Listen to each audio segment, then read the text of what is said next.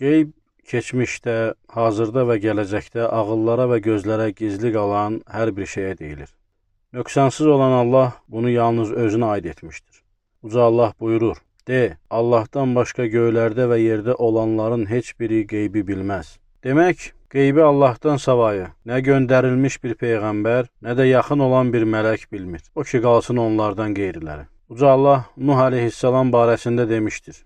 Mən sizə demirəm ki, Allahın xəzinələri mənim yanımdadır. Mən qeybi də bilmirəm. Allah qeybi yalnız özünə məxsus etdiyi halda, kim bunu bildiyini iddia edə bilər.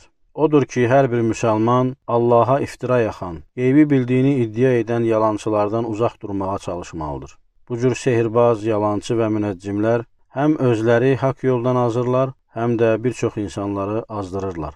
Bu məqamda qeybi bildiyini iddia edənlərin, avam insanları çaşdıranların, onların əqidələrini və imanlarını korlayanların etdikləri əməllər barəsində söhbət açacağıq.